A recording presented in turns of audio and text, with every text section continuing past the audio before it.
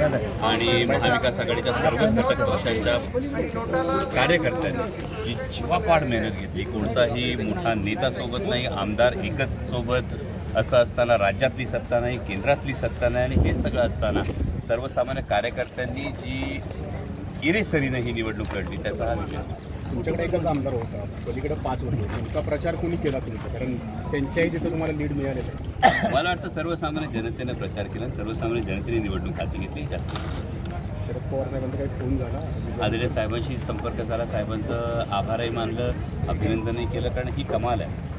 सगळं काही संपलं असं वाटत असताना कशा पद्धतीने संघर्ष उभा करायचा असतो याचं मोठे उदाहरण आदरणीय पवार साहेबांनी घालून दिलं. त्याबद्दल साहेबांचं मनापासून आभार मानलं आणि लवकर साहेबांना उद्या मोठे भेटायला.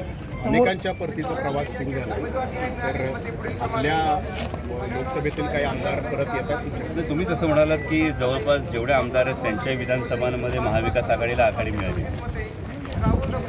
त्यामुळे या प्रश्नात, पहिल्या प्रश्नात दुसऱ्या प्रश्नाचं नकारार्थी उत्तर आहे. समोरच्या व्यक्तीने म्हटलं होतं की खेड विधानसभेनेच मला गेल्या वेळेस लोकसभेला पाठवलं होतं, त्यामुळे यावेळेस खेडमधूनच खरं तर मोठे मताधिक्य मिळेल असं त्यांना वाटत होतं. मात्र खेडमधून तुम्हाला सर्वाधिक मताधिक्य पहिल्यांदा मिळाल्याचं पाहायला मिळतं. खेडमधून फार मोठं मताधिक्य मिळालं. यासाठी खेडमध्ये जी महाविकास आघाडीच्या सगळ्याच कार्यकर्त्यांची आणि सगळ्या स्थानिक नेतृत्वाची मूठ बांधली गेली हे कौतुकास्पद आहे. आणि शिवसेना असेल, आम आदमी पक्ष असेल, काँग्रेस असेल, राष्ट्रवादी काँग्रेस पक्ष, शरदचंद्र पवार असेल, या प्रत्येक कार्यकर्त्यांना खेड तालुक्यामध्ये वेगळी ताकद आहे.